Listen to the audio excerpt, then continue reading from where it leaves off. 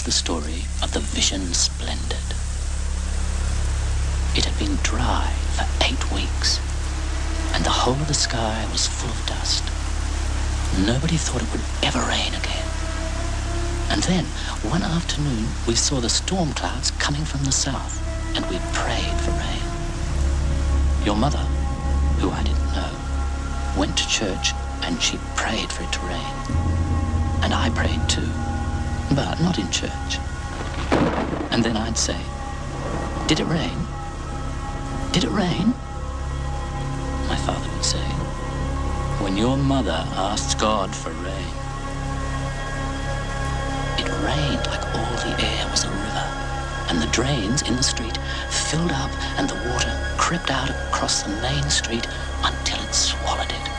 I was down at the co-op shifting flour and grain, and I just looked up, just glanced up, and that, my father would say, was when I saw the Vision Splendid.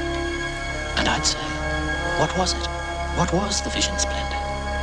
And he'd say, "It was your mother, lad. Your mother, standing in the bow of the boat, piled high with things from the church. She was standing in the bow, holding the cross. And her eyes, my boy, her eyes. All that water, and such luminous eyes."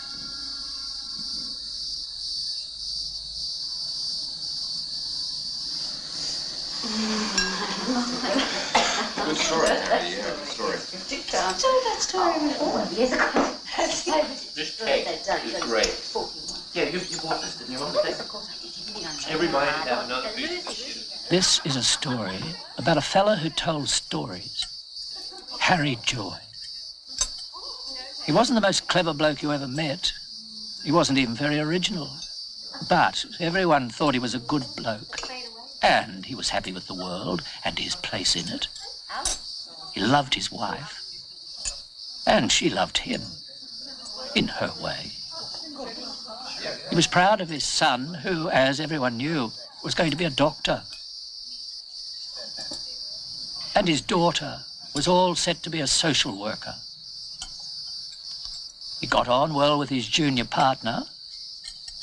He got on with everybody, even the clerks. I'll give you a hand. Yeah. Luke, come on. I'm keeping my balloon.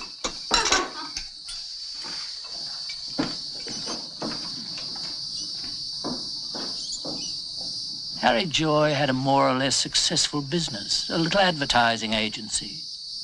He owned his house. He loved his family. He believed what he read in the paper.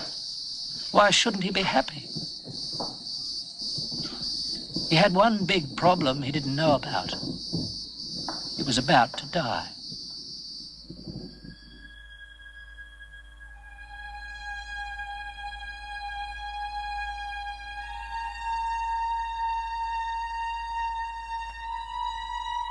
Harry saw his death as if it was someone else's. He watched himself from outside his body, and he wasn't scared at all. He found he could slide between the spaces in the air itself.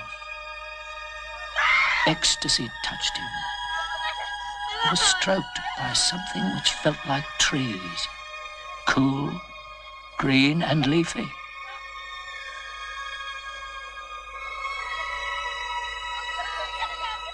It occurred to him that he'd died. Then he got scared. He felt walls like membranes which shivered with pain, and a sound, a terrible sound, which promised meaningless tortures like the Christian stories of his youth.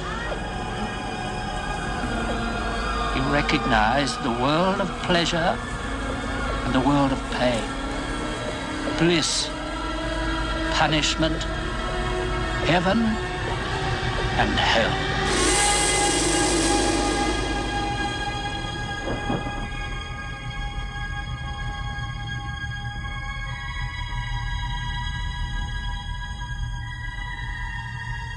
He didn't want to die.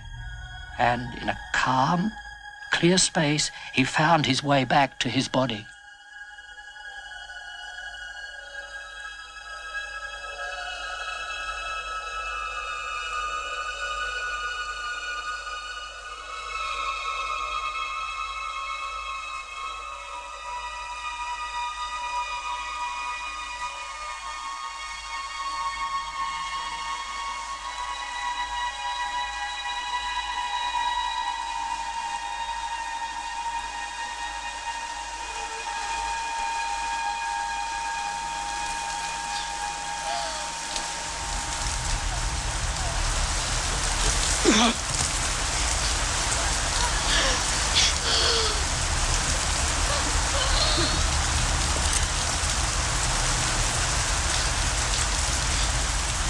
Harry Joy had been dead for 4 minutes, and he would never be quite the same again.